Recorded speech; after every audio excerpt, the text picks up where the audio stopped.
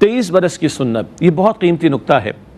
دیکھیے بار بار ہم ان باتوں کو سمجھتے ہیں، اور سرنامہ پر جو آیت کریمہ لکھی ہے ہمارے بیک ڈراپ پر آپ دیکھتے ہیں سورہ احزاب کی آیت نمبر 21، لَقَدْ كَانَ لَكُمْ فِي رَسُولِ اللَّهِ أُسْوَةٌ حَسَنَةٌ، یقیناً تمہارے لیے رسول اللہ صلی اللہ علیہ وسلم کی زندگی میں بہترین نمونہ موجود ہے۔ زندگی کی تمام گوشوں کے لیے رسول اللہ کی سنت موجود ہے صلی اللہ علیہ وسلم۔ ایک شخص ایک باپ ہے، ایک شوہر ہے، ایک دوست ہے، ایک کزن ہے، ایک سسر ہے، ایک داماد ہے، ایک پڑوسی ہے، ایک کمپینین ہے، ایک تاجر ہے، ایک عدالت کا جج ہے، ایک معلم ہے، ایک امام ہے، ایک خطیب ہے، ایک اوریٹر ہے، واٹ ایور اٹ میں بھی، ان تمام کیفیات کے اعتبار سے ایک شخص ایک سپہ سالار ہے، سبحان اللہ، ان تمام کیفیات کے لیے رسول اللہ علیہ السلام کا جامع اسوہ ہمارے پاس موجود ہے۔ ہاں یہ بات بھی ہم توجہ دلاتے رہے کہ عورتوں کے لیے رسول اکرم علیہ السلام کے اسوہ حسنہ کی تعلیمات کی تکمیل ازواج مطہرات کے ذریعے ہوتی ہے۔ کیسے بھلا؟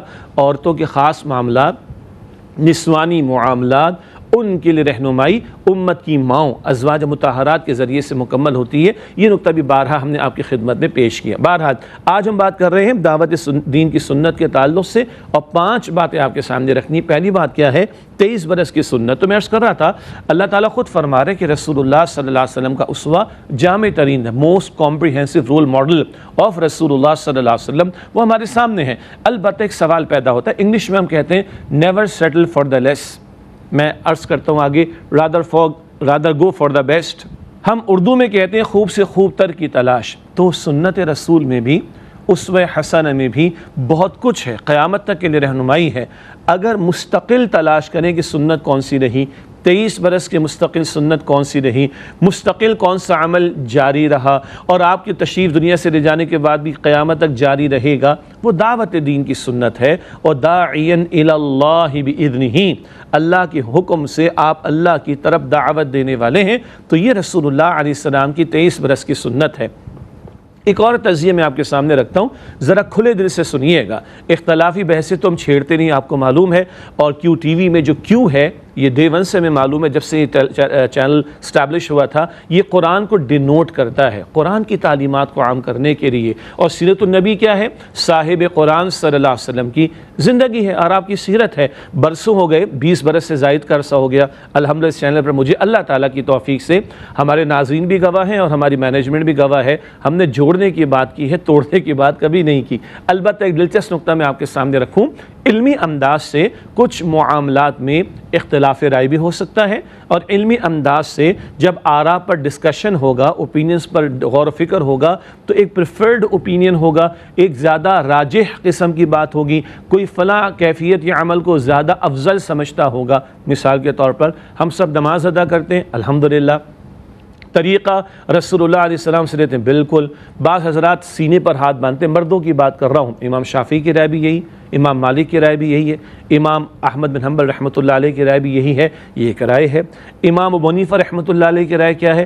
ناف سے نیچے ہاتھ باندھنا مردوں کا، دونوں صحیح ہیں، کیوں؟ دونوں کی نسبت رسول اللہ تک جائے گی صلی اللہ علیہ وسلم، تفصیل میں ہم نہیں جا رہے، لیکن اب آپ کہیں گے دونوں کیسے صحیح ہو سکتے ہیں؟ اس سے کہ سنت کی طرف نسبت جائے گی تو دونوں درست ہیں۔ ہاں بحث کیا چلتی ہے، کوئی کہے گا یہ افضل، کوئی کہے گا یہ افضل۔ اسی طرح کبھی کبھی ہم سنت رسول علیہ السلام کی تعلیمات کا مطالعہ کرتے ہیں، سیرت کا مطالعہ کرتے ہیں، تو ایک عمل پہلے حضور کے عمل میں نظر آتا ہے، بعد میں نظر نہیں آتا۔ مثال کے طور پر آپ پڑھیں گے کبھی کہ جنازہ ہوتا تو اول ہر جنازے کے ساتھ رسول اللہ علیہ السلام تشریف لے جاتے، پھر آپ نے اس معمول کو ترک کر دیا، کیوں؟ کہیں امت پر لازم نہ ہو جائے، سنا ہے نا آپ نے۔ اسی طرح بال بنانے کی کیفیت رسول اللہ علیہ السلام کی، اس میں بھی ایک سے زیادہ آراء مل جائیں گی۔ کہنے کا مطلب یہ سب باتیں درست ہیں، جب سنت کی طرف نسبت ہوگی سب درست ہیں، سنت رسول کی طرف نسبت ہوگی تو درست ہی ہوگی نا بات، صلی اللہ علیہ وسلم۔ البتہ یہ بحث ہو سکتی ہے، یہ علمی انداز سے کلام ہو سکتا ہے کہ حضور کا یہ عمل پہلے تھا بعد میں نہیں تھا، پہلے نہیں تھا بعد میں یہ عمل تھا، یہ کبھی کبھی تھا یہ ہمیشہ نہیں تھا، یہ والا عمل ہمیشہ تھا، ایسا نہیں کہ کبھی کبھی کا ہو، اینڈ سو آن۔ کوئی کہے گا یہ زیادہ افضل ہے، کوئی کہے گا یہ زیادہ افضل ہے۔ امام ابو حنیفہ رحمۃ اللہ علیہ فرمائیں گے زیادہ افضل سر آنکھوں پر، ان کے پاس بھی دلیل ہے۔ امام شافعی فرمائیں گے رحمۃ اللہ علیہ یہ زیادہ افضل سر آنکھوں پر، ان کے پاس بھی دلیل ہوگی۔ تو یہ تو اختلاف رائے ملے گا نا، کبھی ایک عمل ہے کبھی نہیں، پہلے تھا بعد میں نہیں، اور پہلے نہیں تھا بعد میں ہاں، پہلے ایسے تھا بعد میں ایسے۔ آپ کو یہ سنت کے اعمال میں علمی انداز سے گفتگو، کلام، اختلاف رائے، یہ افضل یہ غیر افضل مل جائے گا، مگر امام شافعی ہوں، امام مالک ہوں، امام حنبل ہوں، امام ابو حنیفہ ہوں رحمۃ اللہ علیہ مجمعین، یہ امت کے اسلاف ہوں، امت کے بزرگ ہوں جو گزر چکے اللہ کے نیک بندے، کسی کا یہ اختلاف نہیں ملے گا کہ 23 برس کی سنت دعوت دین کی سنت ہے، کسی کا نہیں ملے گا، کسی مکتب فکر میں نہیں، کسی مسلک میں نہیں، کسی گروپ آف مسلمز میں نہیں، کہیں نہیں ملے گا کہ بھائی نہیں یہ دعوت سنت نہیں ہے، دعوت دین کا کام سنت نہیں، کسی کا اختلاف نہیں ملے گا۔ کوئی نہیں کہے گا پہلے تھا بعد میں نہیں تھا، کوئی نہیں کہے گا پہلے نہیں تھا بعد میں تھا، کبھی نہیں، کوئی نہیں کہے گا کہ ایسے ہاں کبھی تھا لیکن ایسے کبھی نہیں ملے گا آپ کو۔ پہلا نقطہ آج کیا ہے؟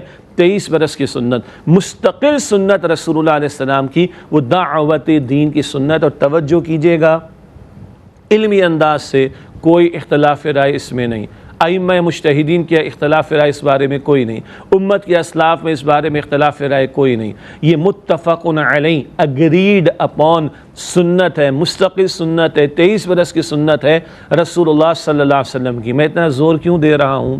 اسے کی کام آج ہم نے کرنا ہے، ختم نبوت ہو گئی، کار رسالت باقی ہے، نبوت ختم ہو گئی، پائے تکمیل کو پہنچ گئی حضور اکرم صلی اللہ علیہ وآلہ وسلم پر، البتہ یہ پہنچانے والا کام، لوگوں کو اللہ کی طرف بلانے والا کام، دعوت دین والا کام، یہ فریضہ دعوت دین، یہ آج بھی جاری ہے، قیامت تک جاری رہے گا، اور اس موضوع پر آئندہ بھی کلام کرتے رہیں گے انشاءاللہ۔